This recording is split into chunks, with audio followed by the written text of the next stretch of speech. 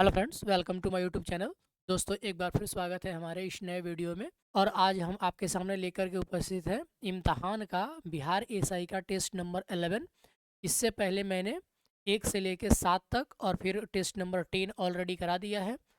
तो जिन लोगों ने हमारा वो वीडियो नहीं देखा तो प्लीज़ जा कर के वो वीडियो देखें, और पसंद आया तो लाइक शेयर और कमेंट करना न भूलें।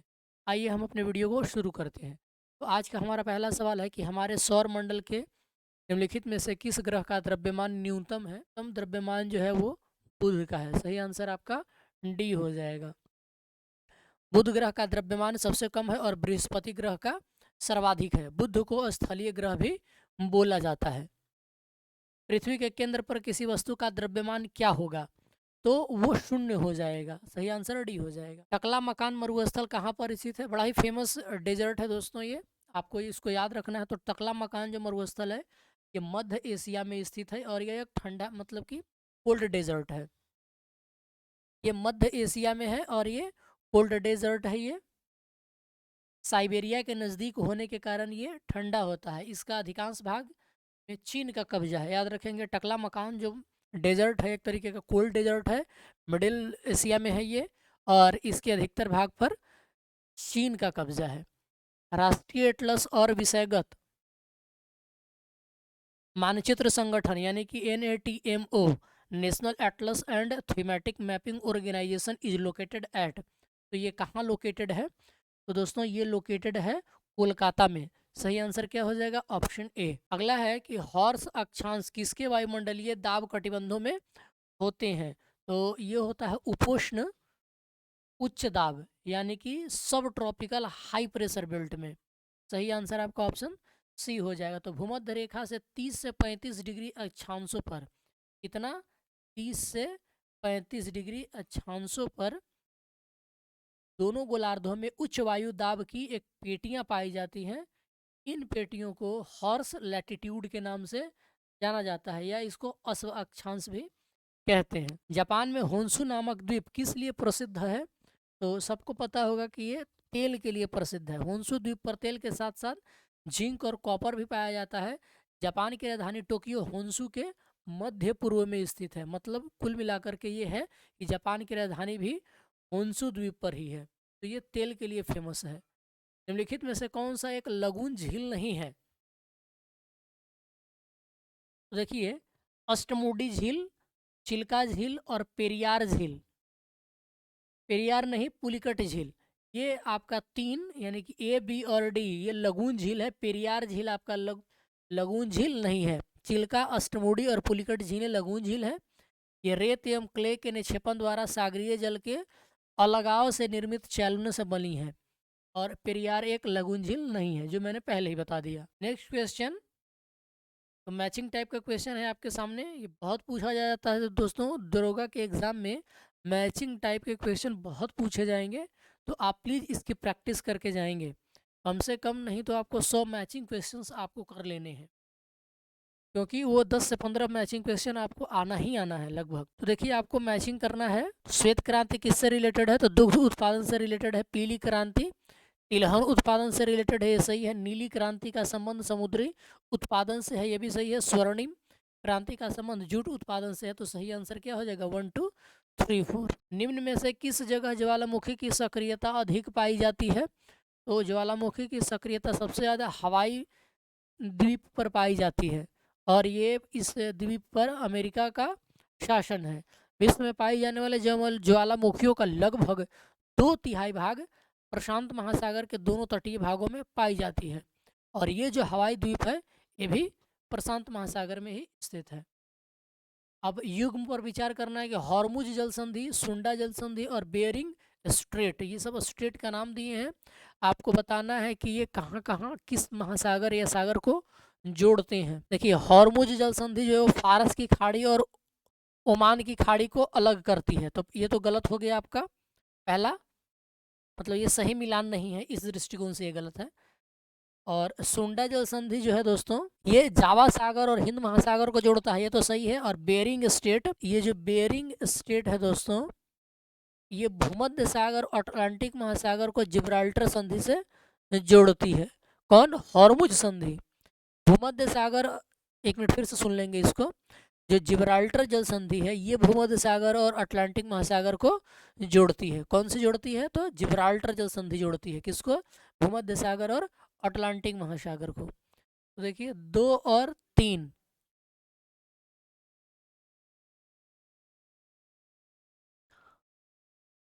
तो इसका देखिए सही आंसर क्या हो जाएगा? 10 का 2 और 3 सही है, पहला गलत है। नेक्स्ट क्वेश्चन की तरफ बढ़ेंगे। तो बादल वाली रातों में ओस कम बनती है क्योंकि? बादल वाली रातों में पृथ्वी की सतह पर ओस बनने की संभावना कम होती है क्योंकि विकिरण शीतलन कम हो जाता है। यानी कि जो हीट रेडिएट करता है अर्थ वापस वायु एटमॉस्फेयर की तरफ, वो एटमॉस्फेयर में ही बना रहता है, जिससे ओस नहीं बन पाता है। तो सही कारण क्या होगा? बादल गिरती हुई ओस। 11 का राइट आंसर सी हो जाएगा कि यानी बादल वाली रातों में विकिरण बहुत धीरे धीरे होता है। निम्नलिखित में से किसे आंतरिक सागर कहा जाता है? तो कैस्पियन सागर को कहा जाता है। राइट आंसर डी हो जाएगा। ओंकारेश्वर परियोजना निम्नलिखित नदियों में से किस एक से संबंधित है?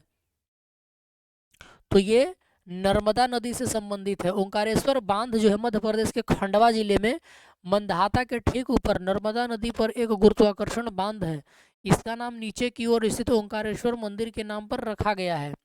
बांध के आधार पर स्थित एक संबंध पनबिजली स्टेशन की स्थापित क्षमता जो है वो 520 मेगावाट है। तो राइट आंसर 18 का बी हो जाएगा। नर्मदा नदी पर ओंकारेश्वर परियोजना है।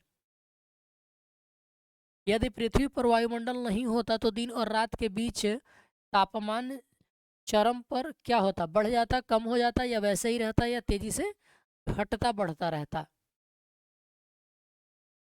तो देखिए तेजी से घटते बढ़ते हुए रहते हो। वायुमंडल की अनुपस्थिति में दिन रात के तापमान में तेजी से उतार चढ़ाव होता है, क्योंकि वायुमंडल जो है वातावरण को स्थिरता प्रदान करता है। तो क्या होगा? सही आंसर डी हो जाएगा। नेक्स्ट क्वेश्चन की तरफ मूव करते हैं।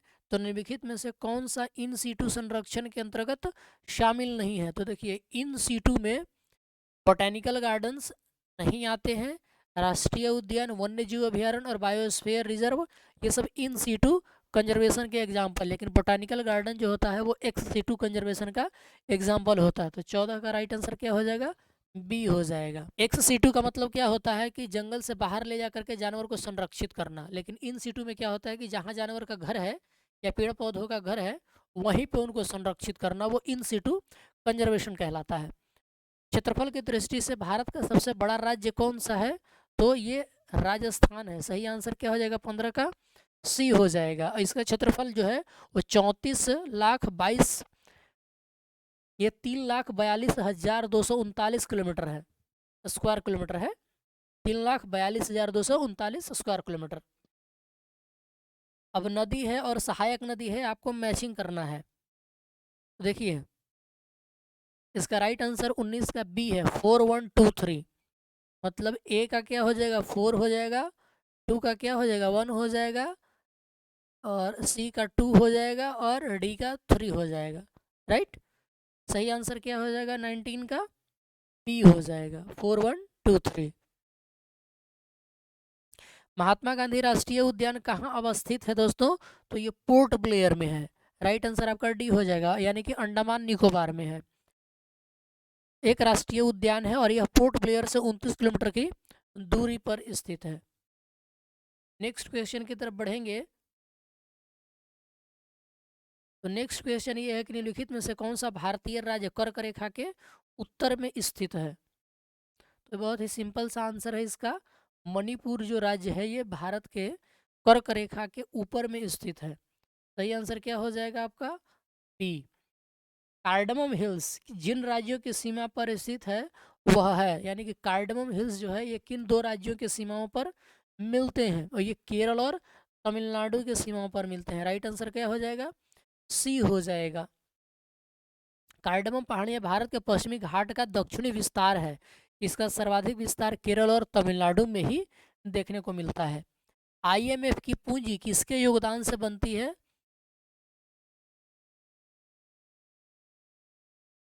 आईएमएफ की पूंजी जो है दोस्तों वो सदस्य राष्ट्रों के योगदान से बनती है, और इसका मुख्यालय कहाँ है? वाशिंगटन डीसी में है।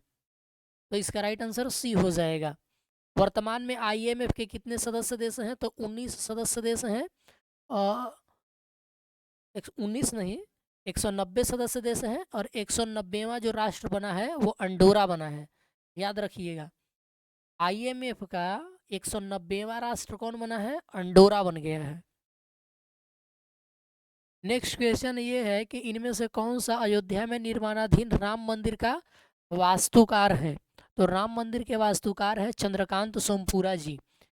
ये वहाँ के राम मंदिर के ये मुख्य वास्तुकार हैं, ये चंद्रकांत सोमपुरा। निम्न में से किस धातु के संक्षारण से हरा रंग हरा हो जाता है? ठीक है, तो किस धातु के संक्षारण से, यानी कि किस धातु में अगर जंग लगेगा तो उसका रंग हरा हो जाएगा? तो सबको पता होगा कि ऐसा सिर्फ तांबा में ही होता है, सही आंसर भी हो जाएगा। चांदी में जब जंग लगता है दोस्तों तो उसका रंग काला हो जाता है, और आपको पता होगा कि सोने में तो जंग लगता ही नहीं है।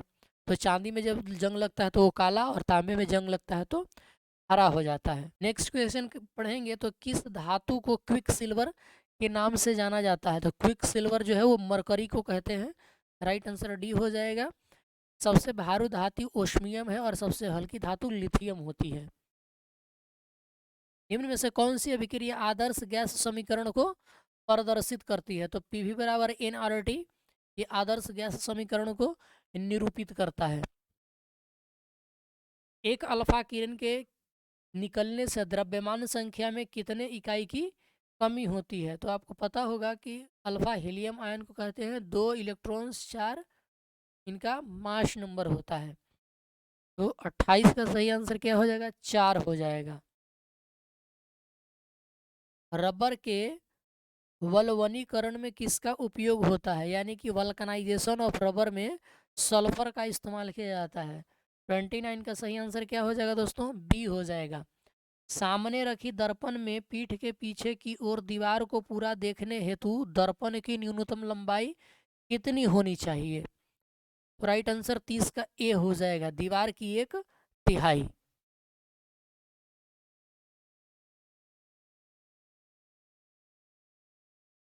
बोहर के अनुसार इलेक्ट्रॉन केवल उन्हीं कक्षाओं में चक्कर लगाता है जिनका कोणीय संवेग क्या होता है? NH/2 के बराबर होता है, या H/2 के पूर्ण गुणज होते हैं, वही इसका मतलब होगा NH/2। तो राइट आंसर क्या हो जाएगा? 26 का सी हो जाएगा।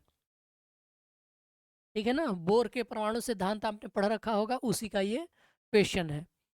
फ्यूज तार वे होते हैं जिनका गलनांक जो है वो बहुत ही कम होता है, ठीक है, और प्रतिरोध भी बहुत कम होता है, ताकि आसानी से करंट पास हो जाए। तो 31 का सही आंसर क्या होना चाहिए दोस्तों? डी होना चाहिए। 1 और 3 इसमें, 1 मिनट रुक जाएंगे, 31 का राइट आंसर डी होना चाहिए। देखो, इसका गलनांक बहुत कम होता है लेकिन प्रतिरोध बहुत अधिक होता है, ठीक है ना, तो सही आंसर डी हो जाएगा। नेक्स्ट क्वेश्चन की तरफ बढ़ेंगे दोस्तों। तो हमारा नेक्स्ट क्वेश्चन ये है कि केरल में निपाह वायरस से निपटने के लिए भारत ने किस देश से मोनोक्लोनल एंटीबॉडी खुराक का आयात किया है?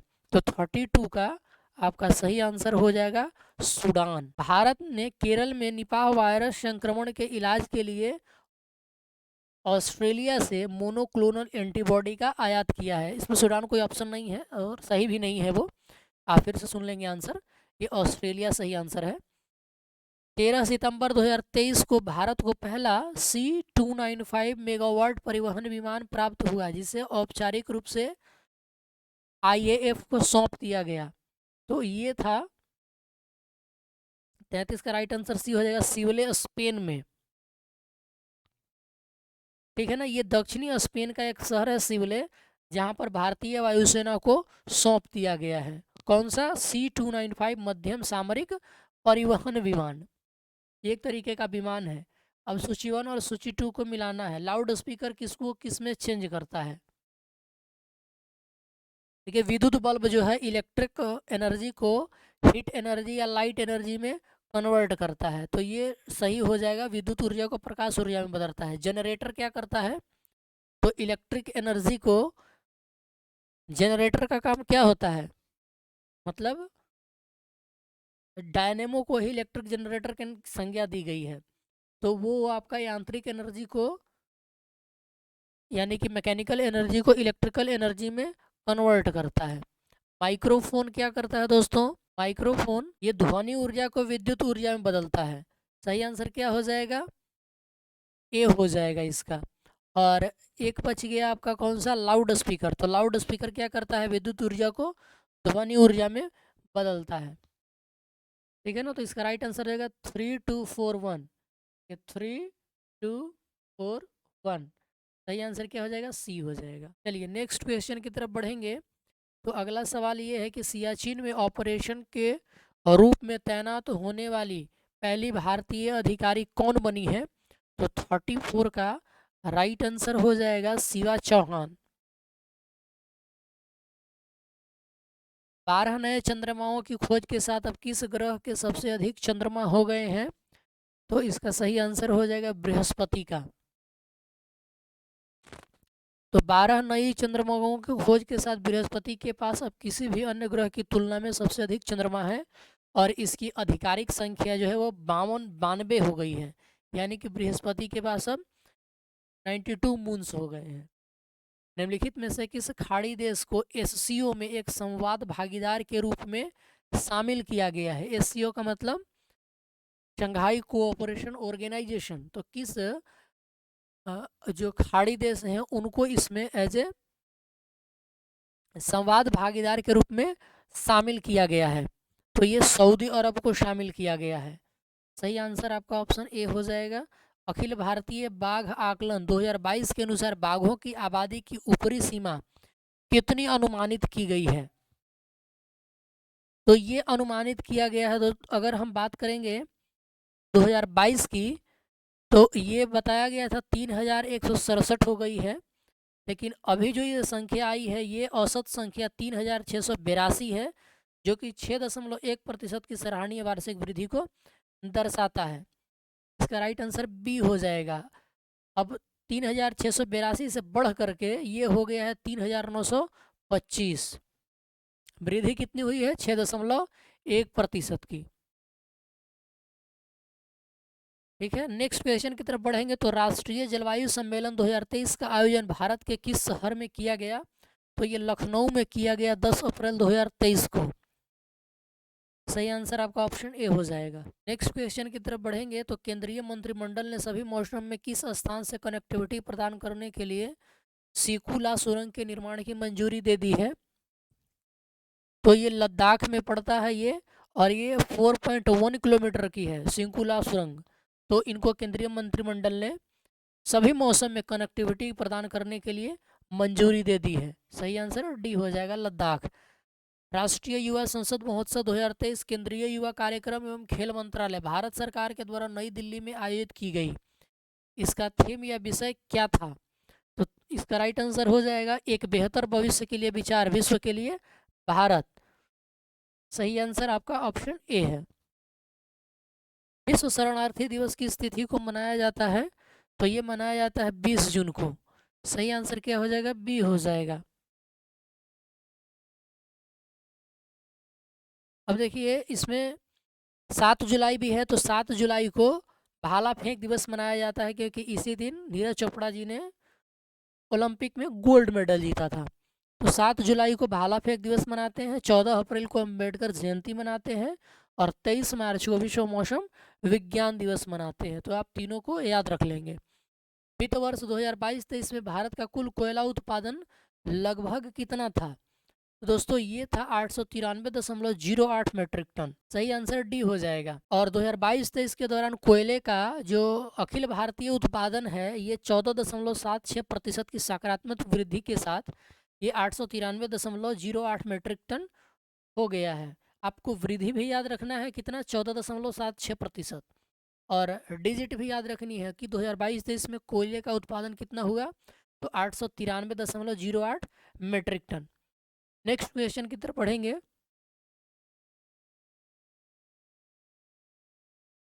निम्नलिखित में से किसने शिकायत निवारण केंद्र स्थापित करने के लिए प्रोजेक्ट नमन लॉन्च किया है?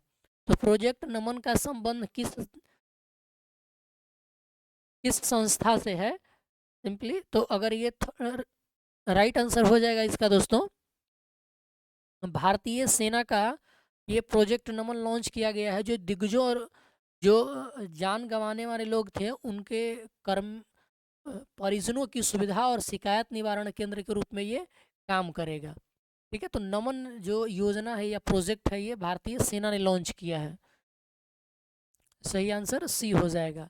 इसमें किया क्या जाएगा, तो भारतीय सेना में जो जिन्होंने वीर गति को प्राप्त किया है तो उनके परिजनों के लिए ये पोर्टल लॉन्च किया गया है। विश्व प्रेस स्वतंत्रता सूचकांक 2023 में भारत की रैंकिंग क्या है? तो प्रेस जो स्वतंत्रता सूचकांक आया है उसके 180 देशों में भारत का स्थान 161वां है। सही आंसर सी हो जाएगा। और ये जारी कौन करता है आपको ये भी याद रखना है। तो रिपोर्टर्स विदाउट बॉर्डर्स और RSF ये दोनों संयुक्त रूप से इसको जारी करते हैं। और भारत का स्कोर इस बार 36.62 दिया गया है। और प्लेस तो आप याद ही रखेंगे, 161 प्लेस है भारत का। 2022 में भारत की रैंक कितनी थी ये भी याद रखना है आपको। तो 150वां रैंक था 2022 में, 2023 में 161वां रैंक हो गया है। अप्रैल 2023 में रेल विकास लिमिटेड यानी कि RVNL को क्या प्राप्त हुआ है, यानी कि किस कंपनी का दर्जा दिया गया है? तो ये नवरत्ना कंपनी का दर्जा दिया गया है, यानी कि मिनी रत्ना से ये निकल करके अब ये नवरत्ना कंपनी में कन्वर्ट हो गया है। 45 का राइट आंसर सी हो जाएगा। नेक्स्ट क्वेश्चन की तरफ बढ़ेंगे। तो केंद्र सरकार ने किस कानून के तहत पशु जन्म नियंत्रण नियम 2023 को अधिसूचित किया है? तो ये किया है पशु क्रूरता निवारण अधिनियम 1960 के तहत। कोलेस्ट्रॉल का असामान्य स्तर किससे संबंधित होता है? तो ये धमनियों, अगर कोलेस्ट्रॉल का सामान्य स्तर बढ़ जाए तो धमनियों के कठोर हो जाने का संदेशा मतलब अंदेशा रहता है। जब धमनियों में कोलेस्ट्रॉल जम जाता है तो रक्त का प्रवाह बाधित होता है। उच्च कोलेस्ट्रॉल बढ़ने पर व्यक्ति के दिल पर असर पड़ता है, जिसे हार्ट अटैक आने की संभावना बढ़ जाती है। तो इसका सही आंसर क्या हो जाएगा? बी हो जाएगा, धमनियों के कठोर होने की संभावना बढ़ जाती है। प्रोजेस्टेरोन हार्मोन का स्रावण करने वाली रचना क्या कहलाती है? तो ये कार्पस लुटियम कहलाती है, जो कि अंडाशय में रहती है। तो प्रोजेस्टेरोन हार्मोन जो है असामान्य नहीं बल्कि सामान्य गर्भावस्था के लिए बहुत जरूरी होता है। इस हार्मोन की उपस्थिति में गर्भाशय पेशियां संकुचित नहीं करती, यह शांत बना रहता है। तो 53 का राइट आंसर ये हो जाएगा, कॉर्पस लुटियम यही प्रोजेस्टेरोन हार्मोन सेक्रेट करती हैं। पेशी कोशिकाएं किस भ्रूणीय स्तर से बनते हैं? तो ये बनते हैं दोस्तों मीजोडर्म से। तो पेशी कोशिकाएं भ्रूण के मीजोडर्म से बनते हैं। इसका अपवाद आंखों की आयरिस एवं सिलियरी मांसपेशियां हैं, जो भ्रूण के एक्टोडर्म से बनते हैं। याद रखिएगा, तो पेशी कोशिकाएं भ्रूण के मीजोडर्म से बनती हैं, लेकिन इसमें दो अपवाद हैं, जैसे आंख की आयरिस और सिलियरी मसल्स, ये दोनों भ्रूण के एक्टोडर्म से बनते हैं। तो आपसे क्या पूछा है कि embryonic stage from which embryonic stage muscle cells are formed? तो मसल सेल्स मीजोडर्म से बनते हैं। राइट आंसर बी हो जाएगा 54 का। अगस्त 2023 में राष्ट्रीय हरित न्यायाधिकरण के रूप में किसने कार्यभार संभाला है? तो इसका राइट आंसर हो जाएगा दोस्तों, कलकत्ता उच्च न्यायालय के पूर्व मुख्य न्यायाधीश न्यायमूर्ति प्रकाश श्रीवास्तव ने राष्ट्रीय हरित न्यायालय का अध्यक्ष के रूप में कार्यभार संभाला। तो 47 का राइट आंसर बी हो जाएगा, न्यायमूर्ति प्रकाश श्रीवास्तव। नेक्स्ट क्वेश्चन ये होगा कि किस राज्य की मैटी केले के किस्म को GI टैग प्राप्त हुआ है? तो ये है कन्याकुमारी जिले की मूल निवासी मैटी केले के किस्म को भौगोलिक GI या भौगोलिक संकेत या जिसे कहें GI टैग दिया गया है, मतलब कन्याकुमारी का मूल है ये। तो 48 का राइट आंसर बी हो जाएगा, तमिलनाडु। राज्य में जाति आधारित सर्वेक्षण करने के लिए बिहार सरकार के द्वारा लॉन्च किए गए मोबाइल ऐप का नाम क्या है? बड़ा यूनिक तरीके का सवाल है ये। राइट आंसर इसका नाम है बिजागा। ये जाति आधारित सर्वेक्षणों के लिए बिहार सरकार ने लॉन्च किया था। सरकार के सामान्य प्रशासन यानी कि GAD को इसके अध्ययन का कार्यभार सौंपा गया था। तो सही आंसर 49 का सी हो जाएगा, बिजागा। किस विटामिन का रासायनिक नाम बायोटीन है? तो इस सवाल को हमने कई बार किया है। Vitamin H. 55 का राइट आंसर क्या हो जाएगा? ऑप्शन ए हो जाएगा। निम्नलिखित में से कौन सा मसाला फूल की कलियों से प्राप्त किया जाता है? तो लौंग को फूल की कलियों से प्राप्त करते हैं हम। ये यूजीनिया कैरियोफाइलेटा एक सदाबहार वृक्ष है। अब ये भी याद रखेंगे कि सदाबहार, और उस पेड़ का नाम क्या है? तो यूनिजिया या यूजीनिया, इसका नाम है यूजीनिया कैरियोफाइलेटा। ये एक सदाबहार वृक्ष है और इसके पुष्प कलिका को सुखा करके लौंग की प्राप्ति की जाती है। ठीक है। एड्स विषाणु में होता है, क्या होता है एड्स विषाणु में? तो आरएनए प्लस प्रोटीन होता है। सही आंसर सी हो जाएगा। नेक्स्ट क्वेश्चन की तरफ बढ़ेंगे तो राष्ट्रीय शिक्षक पुरस्कार 2023 के लिए बिहार से कितने शिक्षकों का चयन किया गया है दोस्तों? तो इसका राइट आंसर हो जाएगा 3 शिक्षकों को, अनिल कुमार सिंह, विजेंद्र कुमार और कुमारी गुड्डी। सही आंसर क्या है? बी है। 3 शिक्षकों को बिहार से चयनित किया गया है राष्ट्रीय शिक्षण पुरस्कार 2023 के लिए। ऑक्टोपस क्या है? तो ऑक्टोपस एक तरीके का मॉलस्का है। ये क्लासिफिकेशन ऑफ एनिमल्स का पार्ट होता है मॉलस्का, और इसी संघ में आपका ऑक्टोपस आते हैं। तो इस मतलब इस संघ के जंतु के सिर और पाद को छोड़कर पूरा शरीर जो है ये मैनुरल नाम के आवरण से घिरा होता है, जिसके चारों ओर कैल्शियम युक्त कठोर आवरण का निर्माण होता है। अन्य जंतुओं के नाम इसके अंतर्गत आएंगे, जैसे घोंघा हो गया, सीप हो गया, कॉर्डी, सेख, शंख, यूनियो, ये सब मॉलस्का के अंतर्गत आते हैं। नेक्स्ट क्वेश्चन है कि लाल रक्त कणिकाएं मुख्यतः कितने या कहाँ बनती हैं? यानी कि रेड ब्लड कार्पसेस जो है ये बनती हैं अस्थि मज्जा में, यानी कि बोन मारो में ये बनती हैं, और ये हमारे शरीर में 120 दिनों तक रह सकती हैं। ठीक है ना। जो तिल्ली होती है ये पुरानी रक्त कणिकाओं को नष्ट करने का काम करती है। भ्रूणीय अवस्था में इसका निर्माण जो है वो प्लीहा यानी कि स्प्लीन और यकृत में होता है, यानी कि लीवर में होता है। याद रखेंगे, जब एम्ब्रियोनिक स्टेज होता है उस वक्त आरबीसी का निर्माण स्प्लीन और लीवर में होता है, और बाकी टाइम पे कहाँ होता है? तो बोन मारो में होता है। 58 का क्या सही आंसर हो जाएगा? सी। खिल्लारी ये गाय की एक नस्ल है जो मुख्यतः कौन से राज्य में पाई जाती है? ये महाराष्ट्र में पाई जाती है। राइट आंसर आपका ऑप्शन ए हो जाएगा। देखो, तमिलनाडु में पाए जाने वाली गाय की जो किस्म है उसको बरगुर कहते हैं, और कर्नाटक में जो गाय की किस्म पाई जाती है उसको अमृत महल कहते हैं, और आंध्र प्रदेश में जो गाय की मूल पाई जाती है यानी कि जो स्पीसीज पाई जाती है गाय की, उनको हम कांगाराम कहते हैं। तो कांगाराम आंध्र प्रदेश, अमृत महल कर्नाटक और बरगुर तमिलनाडु के, ये गाय के स्पीसीज के नाम है, नस्ल के नाम है। नेक्स्ट क्वेश्चन की तरफ बढ़ेंगे तो निम्नलिखित में से कौन एक बहु उपयोगकर्ता सिस्टम है? ठीक है दोस्तों, निम्नलिखित में से कौन एक बहु 60 का राइट आंसर हो जाएगा यूनिक्स। ऑपरेटिंग सिस्टम प्रोग्रामों का वह समूह है जो कंप्यूटर सिस्टम तथा उसके विभिन्न संसाधनों के कार्यों को नियंत्रित करता है। राइट आंसर हो जाएगा यूनिक्स। रूस की संसद का नाम क्या है? तो रूस की संसद का नाम है ड्यूमा। देखो, नेसेट जो है ये इजराइल के संसद का नाम है, ड्यूमा है रूस के संसद का नाम। नेसेट किसका है? तो इजराइल का है। और डायट जो है ये जापान के संसद का नाम है डायट, और सोरा जो है ये अफगानिस्तान के संसद का नाम है। घूमर किस राज्य का प्रचलित लोक नृत्य है? तो आप सब जानते होंगे कि ये राजस्थान का है लोक नृत्य घूमर। ये भील जनजाति की स्त्रियां इसको परफॉर्म करती हैं। भारत पर सर्वप्रथम विदेशी आक्रमण किसने किया था? तो सबसे पहले यूनानियों ने किया था। राइट आंसर आपका ऑप्शन ए हो जाएगा।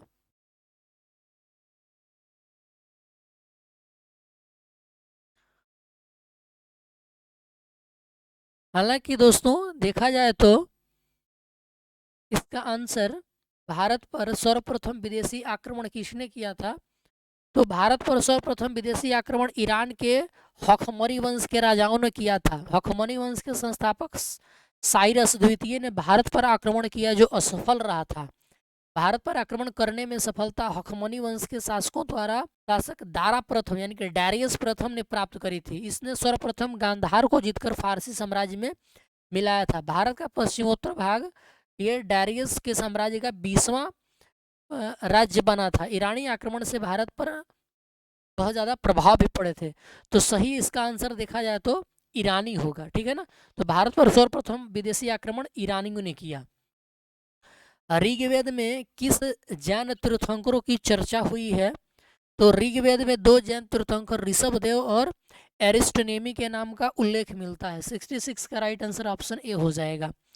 महात्मा बुद्ध द्वारा स्थापित संघ के अधिवेशन के लिए कम से कम कितने भिक्षुओं की उपस्थिति आवश्यक थी? तो ये कम से कम 20 भिक्षुओं की उपस्थिति आवश्यक मानी जाती थी। राइट आंसर आपका बी हो जाएगा। नेक्स्ट क्वेश्चन की तरफ बढ़ेंगे। तो निम्न में से किसने बताया कि सिंधु सभ्यता के पतन का कारण बाह्य एवं आर्यों का आक्रमण था? तो इसका सही आंसर हो जाएगा ऑप्शन बी 1 और 2। तो गार्डन चाइल्ड और व्हीलर ने ये बताया था। नेक्स्ट क्वेश्चन की तरफ बढ़ेंगे। तो निम्नलिखित में से किसने द्विभाषिक लेख वाला स्वर्ण सिक्के चलवाए थे? तो ये चलवाए थे यवन शासकों ने, यानी कि इंडो यवन शासकों ने सबसे पहले सोने के सिक्के चलाए, जिन पर द्विभाषी लिखावट होती थी। एक तरफ ग्रीक भाषा और दूसरी तरफ प्राकृत भाषा और खरोष्टी लिपि में होती थी।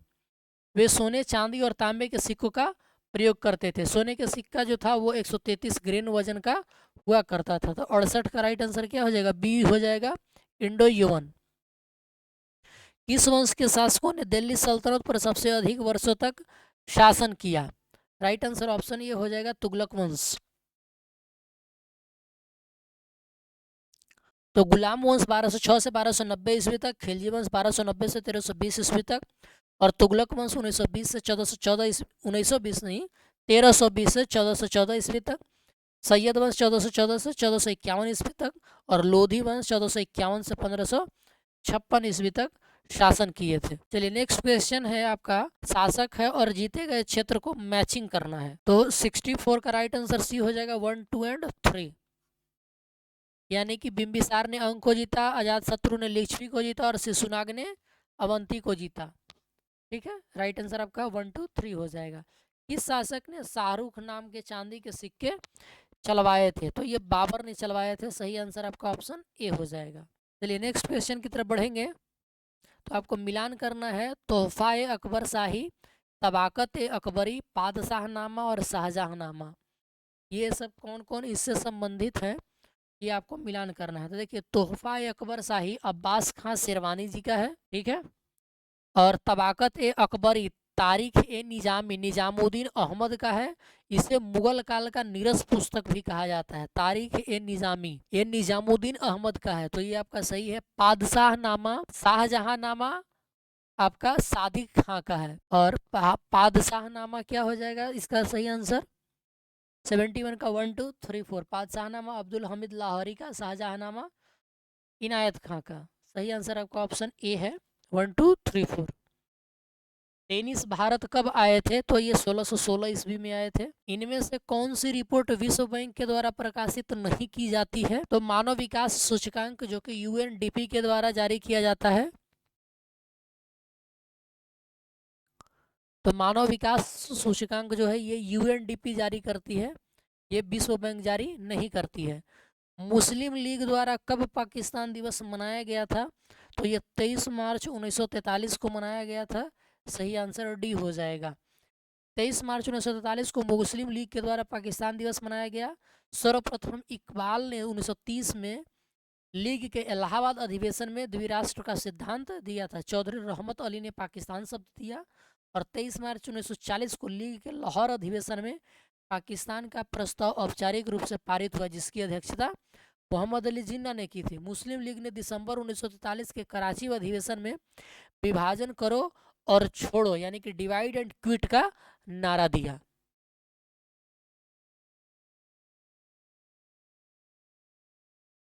नेक्स्ट क्वेश्चन बढ़ेंगे तो निम्न में से कौन सुमेलित नहीं है?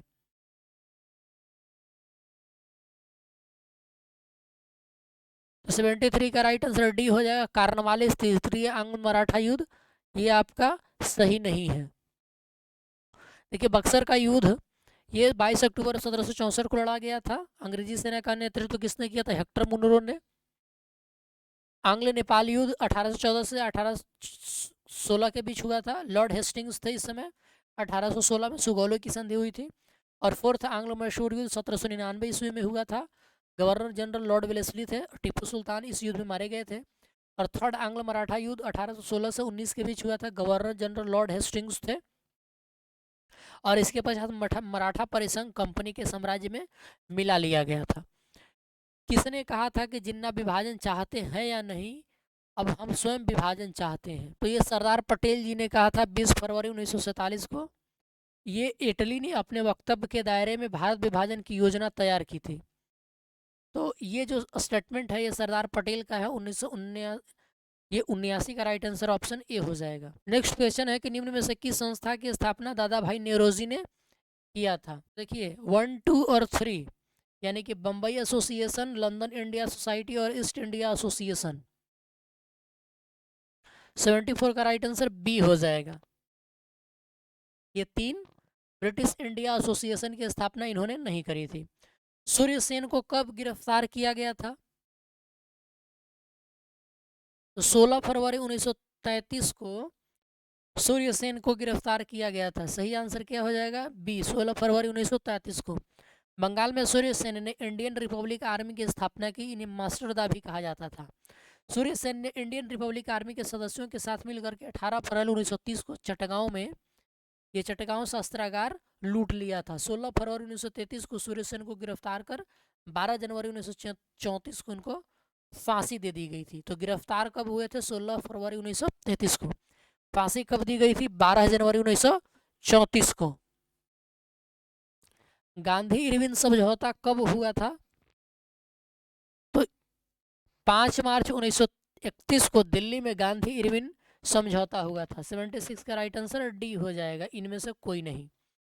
अंतरिम मंत्रिमंडल के सदस्य तथा विभाग का आपको मिलान करना है। देखिए पंडित नेहरू के पास राष्ट्रमंडल संबंध और विदेशी मामले थे। सरदार पटेल के पास गृह सूचना और प्रसारण मंत्रालय था। जॉन मथाई के पास उद्योग एवं नागरिक आपूर्ति मंत्रालय था। जगजीवन राम के पास श्रम मंत्रालय था। लियाकत अली के पास वित्त मंत्रालय था। और आई चुदरिंगर ये थे वाणिज्य डिपार्टमेंट के प्रमुख। यानी कि 80 का राइट आंसर 1, 2, 3, 4 हो जाएगा। भारत के किस गवर्नर जनरल के शासनकाल में थॉमसन योजना प्रस्तुत की गई थी? तो 81 का सही आंसर हो जाएगा दोस्तों, लॉर्ड एलन बरो। 81 का राइट आंसर सी हो जाएगा। देखिए लॉर्ड एलन बरो ने 1842 से 44 तक भारतीय गवर्नर के पद पर रहे थे। गवर्नर जनरल के पद पर रहे थे। इनके शासन के दौरान 1943 में सिंध का विलय हुआ था, जिस कारण उसे ओल्ड मैन इन हरी कहा जाता है। भारत में दास प्रथा का अंत इन्होंने 1843 के अधिनियम 5 के तहत किया था। 1843-44 में देसी भाषा में ग्रामीण शिक्षा के विकास के लिए जेम्स थॉमसन ने थॉमसन योजना की भी शुरुआत करी थी। लॉर्ड मेटकॉफ 1835 से 36 प्रेस के मुक्तिदाता के नाम से जाने जाते हैं।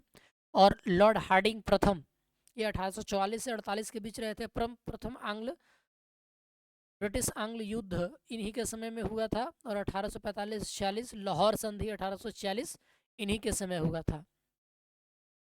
और इनके लिए एक बड़ा ही रोचक उपलब्धि है कि खोंड जनजाति के प्रचलित नर बलि प्रथा पर इन्होंने रोक लगा दी थी। मतलब खोंड जनजातियों में नर बलि की भी प्रथा चलती थी।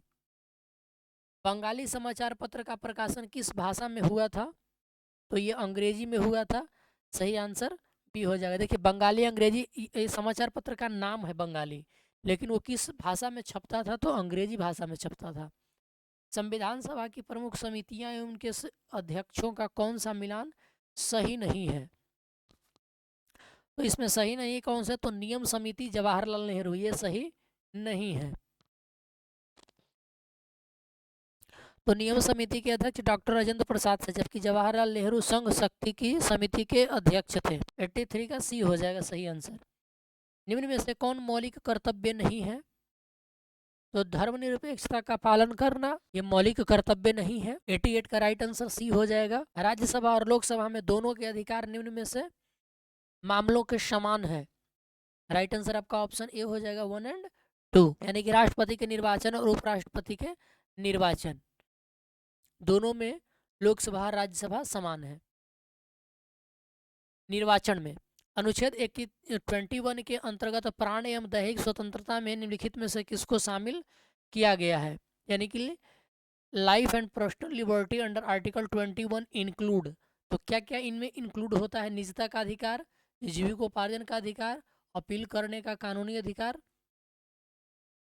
तो 84 का राइट आंसर हो जाएगा डी 1, 2 और 3।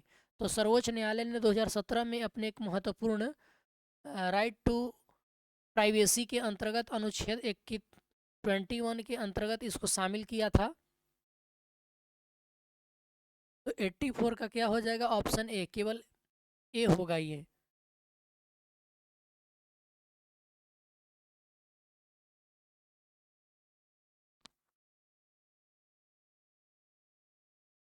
उपराष्ट्रपति के उम्मीदवार बनने के लिए कितने प्रस्तावकों की आवश्यकता होती है? एक मिनट, थोड़ा सा दोस्त इसमें करेक्ट कर लेंगे। इसका राइट आंसर हो जाएगा आपका ऑप्शन डी 1, 2 और 3।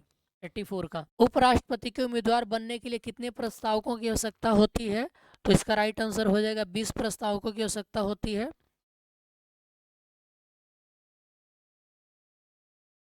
देखिए 20 प्रस्तावक और 20 समर्थकों की आवश्यकता होती है, जो लोकसभा का या राज्यसभा के सदस्य हो सकते हैं। भारत में पंचायती राज व्यवस्था के संदर्भ में निम्न समितियों को कालक्रमानुसार सजाइए। तो इसका राइट आंसर हो जाएगा 2, 4, 1, 3। 2, 4, 1, 3 राइट आंसर आपका डी हो जाएगा। चलिए नेक्स्ट क्वेश्चन की तरफ बढ़ेंगे। तो किसी राज्य में विधान परिषद का सृजन करने का अधिकार किसको है? तो विधान परिषद को सृजन करने का अधिकार जो है दोस्तों, ये संसद के पास है। राज्य विधानसभा पूर्ण बहुमत से प्रस्ताव पारित करके संसद के पास भेजेगी, तो संसद को यह अधिकार है कि वह विधान परिषद के गठन की मंजूरी दे या न दे। तो 86 का राइट आंसर क्या हो जाएगा? ऑप्शन ए हो जाएगा। राष्ट्रीय आपात के उद्घोषित होने के बाद कितने समय संसद के द्वारा अनुमोदन आवश्यक है? तो राइट आंसर आपका ऑप्शन ए 1 माह। अंतर्राष्ट्रीय सोलर अलायंस का मुख्यालय कहाँ पर है? तो ये गुरुग्राम हरियाणा में है। 2015 में भारत के पहल पर इसका गठन किया गया था और इसमें लगभग अभी 121 देश हैं इसका मुख्यालय। इसमें फाउंडेशन के समय 121 देश थे, याद रखेंगे। जब ये बना था तो उसमें 121 देश थे। इसका मुख्यालय गुरुग्राम हरियाणा में है और भारत और फ्रांस के सहयोग से ये बनाया गया था। क्वेश्चन नंबर 92, तो वर्तमान में दुर्लभ मुद्रा का उदाहरण कौन सा है? तो जो मुद्रा स्थिर और विश्वसनीय हो तथा विश्व में व्यापक रूप से स्वीकार किया जाता हो, उसे दुर्लभ मुद्रा या रेयर मनी के नाम से जानते हैं हम। वर्तमान में यूएस डॉलर और जापानी येन इसके उदाहरण है। तो 92 का राइट आंसर सी हो जाएगा 1 और 4। जनसांख्यिकी संक्रमण के प्रथम अवस्था में क्या होता है? तो उच्च मृत्यु दर एवं उच्च जन्म दर होता है। सही आंसर आपका ऑप्शन ए है। ग्रामीण एवं शहरी क्षेत्रों को संयुक्त कर संपूर्ण देश के लिए न्यूनतम कैलोरी ऊर्जा प्रति व्यक्ति प्रतिदिन कितनी निर्धारित की गई है? तो 2250 कैलोरी ये निर्धारित की गई है। क्वेश्चन नंबर 98 का मैं सिर्फ आंसर बता देता हूँ आपसे। ऑप्शन बी है इसका राइट आंसर, सॉल्व कर लेंगे। 99 का राइट आंसर आपका ऑप्शन सी है, 2 का आंसर आएगा उसका। क्वेश्चन नंबर 95 ये है कि सक्षम अभियान भारत सरकार के किस मंत्रालय के द्वारा शुरू किया गया था? तो ये शुरू किया गया था पेट्रोलियम प्राकृतिक गैस मंत्रालय के द्वारा। तो केंद्रीय पेट्रोलियम प्राकृतिक गैस मंत्रालय द्वारा ईंधन के संरक्षण के लिए सक्षम अभियान शुरू किया गया था। सही आंसर डी हो जाएगा। 96 का राइट आंसर आपका बी है, ठीक है। और ये है आपका क्वेश्चन नंबर 100। तो 100 का राइट आंसर आपका ऑप्शन ए है, ठीक है। एक क्वेश्चन रह गया आपका 97। तो 97 का सही आंसर है आपका डी। ठीक है दोस्तों, तो ये था आपका इम्तहान का प्रैक्टिस सेट नंबर 11। दोस्तों आप कमेंट करके ज़रूर बताएं कि आपका स्कोर कितना रह रहा है। आपको वीडियो पसंद आ रहा हो तो लाइक करें, शेयर करें, सब्सक्राइब करें। वीडियो देखने के लिए आप सबका बहुत बहुत शुक्रिया। मिलते हैं नेक्स्ट वीडियो में, तब तक के लिए धन्यवाद।